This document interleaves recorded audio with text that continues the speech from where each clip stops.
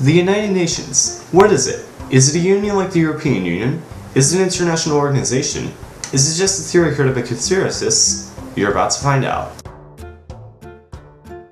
First off, the United Nations is indeed very real. The UN is a multinational organization with 193 member countries, which is all the world's countries, minus Vatican City, and the countries currently not fully recognized by the Big Five.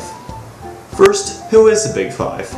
The United Nations is led by 15 member states, 10 of which serve for 2 years, while the remaining Big Five are essentially permanent. The Big Five consists of the United States, Russia, the People's Republic of China, the United Kingdom, and France.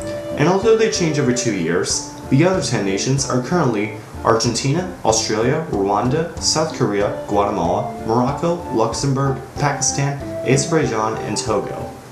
These 15 countries are responsible for running the United Nations, including deciding which countries get to join the UN. But even if all other 14 countries say yes to a country's application to join the United Nations, any one country in the Big Five can veto a request and the nation won't join the United Nations. This is why nations such as Palestine, Taiwan, and Kosovo aren't currently in the United Nations. So what exactly does the UN do for me, you might be asking? Well, the United Nations protects your rights and your safety.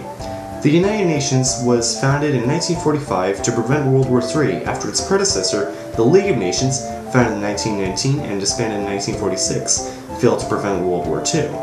Back then the UN had 15 member states, but now it's 193.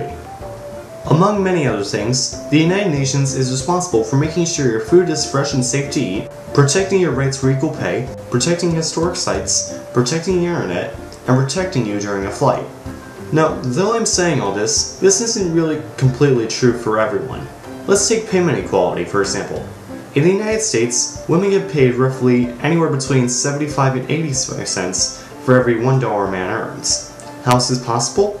Well, the UN isn't exactly like the EU, where the EU has considerably more control over its member states, and the United Nations doesn't have all that much power, and it doesn't even have its own army. It just sends the armies of other nations under their banner. In the EU, most countries are in what is known as the Schengen Area, where you can cross international borders without having to show your passport. This isn't remotely the same for the UN, which you would know if you've ever been outside of your own home country. I mean, North and South Korea are both in the UN, and their border with each other looks like this, and has 2 million troops stationed there.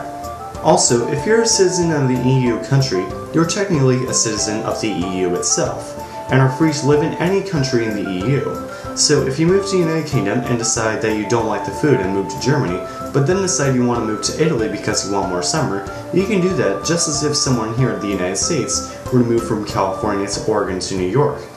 This isn't quite true in the UN. If you're a citizen of the UN country, you aren't also a citizen of most of the Earth. So if you want to move from Canada to the United Kingdom to Russia, you don't have that same luxury. The UN isn't so much an international union, so much as an international alliance. The UN wasn't founded as a united Earth, but really more as a way to let countries settle their disputes in a way that doesn't use weaponry, though the rules do get broken sometimes. The UN has also been able to figure out important global statistics, such as world population and income, and the United Nations has also helped to eradicate many diseases and help wipe out absolute poverty. And on that note, I'll see you on Wednesday with some positive news. Thank you for taking the time to watch this video, especially to this point. Seriously, it means a lot to me. If you found this video helpful, please give it a like, and if you like our videos, please be sure to subscribe for more. If you want to subscribe to another channel, I highly recommend KhAnubis. They make short and very entertaining scientific animations. And though they don't upload as often as we do, their videos are certainly worth the wait. Their name is German for shortly said, or in a nutshell, which is perfect for them because that's essentially what they do. If you're interested, click the bird to go to their channel.